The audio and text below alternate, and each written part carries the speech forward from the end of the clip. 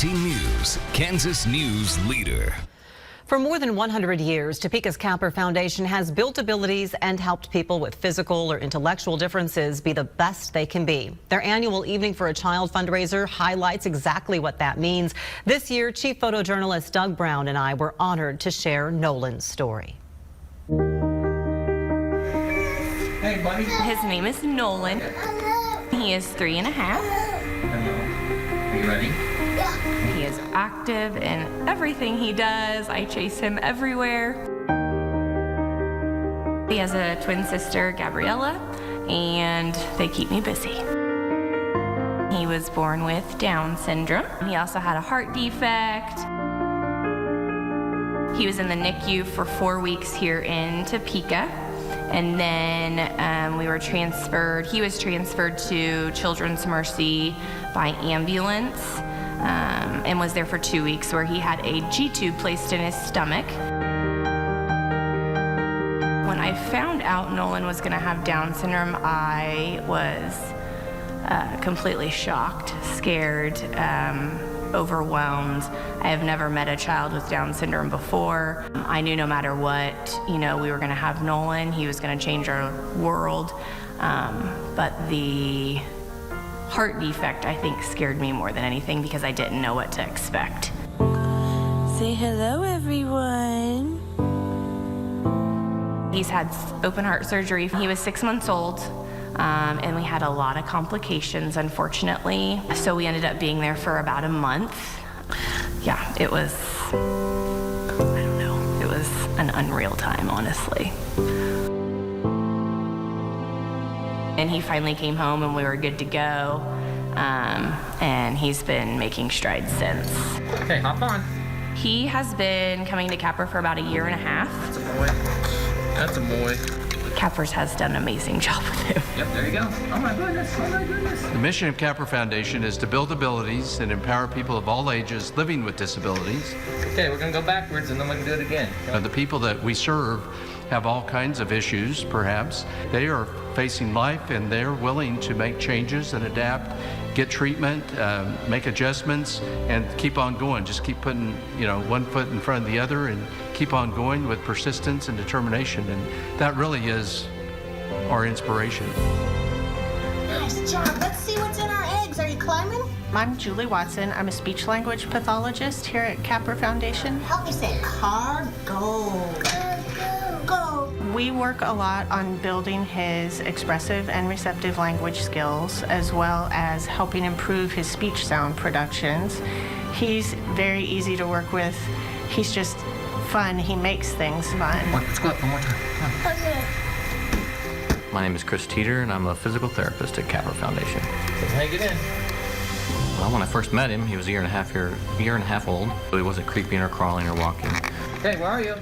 Every kid is a little different, but in Nolan's case, I kind of let him lead. Where are you? Ah, there you are. I'd put something down for him to play with, and if he wanted to get to it, then we worked on a way how to get that. Like if we're working on creeping or crawling, I'd put it just a little bit out of reach, so we'd have to creep or crawl that direction just to kind of make it have a motivator there for him to do. Circle. I am Amy Douglas. I'm an occupational therapist here at Capper. When Nolan came to me, he had a hard time sitting. You did it. Good. He had a really difficult time eating. He was total assist to eat, so I would spoon feed him. We have worked really hard on things like decreasing his sensitivity around his mouth. He is aversive to textures. He doesn't like crackers or anything hard or dry, cereals, none of that stuff. And he's also working on dexterity, things like picking up things, with the pincer grasp, placing them. So Toby is a therapy dog, and he absolutely just loves children. Nolan gets super excited when he sees Toby. Nolan's just so happy to see him. It's just pure joy. Come with us. Come on. Nolan likes to show Toby what he can do. And so when I'm having him pick up a Fruit Loop, I'm trying to get him to be okay with using his fingers with that pincer grasp, touching that dry food that he doesn't like the feel of, kissing it, getting it up to his mouth. He did eat it. Yay, Toby. He doesn't want to do any of that, but he'll do all of that if he can then feed Toby that Fruit Loop. And then Toby did a great job of modeling chew, chew, chew for Nolan, of what that part looks like. And so a lot of times Toby's just a huge motivator for kids in general. He is now putting things like Fruit Loops in his mouth and touching them to his mouth. He's feeding himself almost all by himself. He's drinking almost by himself. We're always meeting goals and changing those goals to make them harder and at a higher level. Oh, he's come a long way, and he's just gradually built up to, he's saying more 3, I think occasionally even a 5-word phrase. Highball. Apple. Oh, high five. We all need to be able to communicate our feelings and our wants and our needs, and to just have personal relationships with people. He's come a long way. He walks up steps, he holds onto a railing in a hand, and he can walk up and down ramps, he can walk up and down the hallway, and he can get off and on a tricycle, he can climb up and down, go down the slide. Just watching him go from being able to sit to then stand and then walk with his walker, I mean, he had that walker for a while, and when he took those first few steps, I mean, we celebrate those little things huge in our house.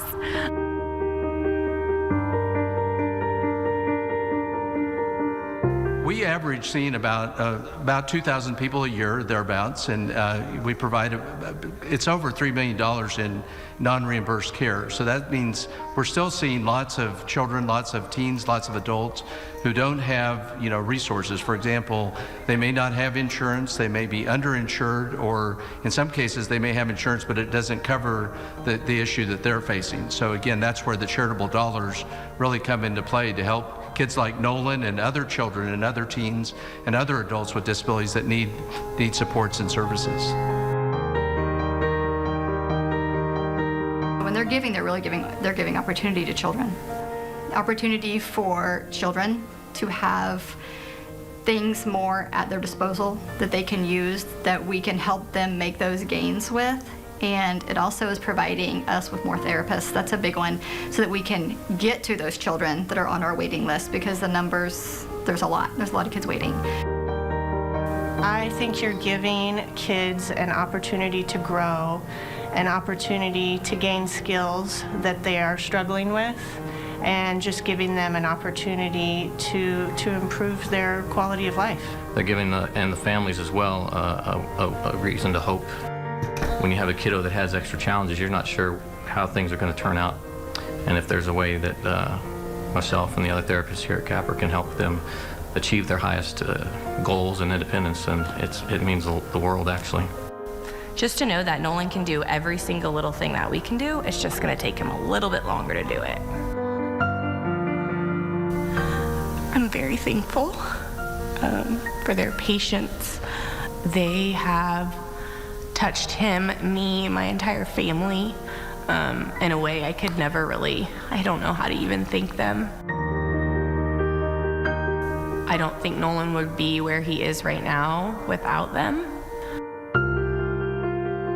I have learned a lot from Nolan. The biggest thing is to never judge a book by its cover. To know that any single person in this world can do anything they put their little minds to. He has completely changed our lives. Love that smile. You can support Capper's programs for children, teens, and adults by donating at capper.org. We're also posting that link on WIBW.com. Find out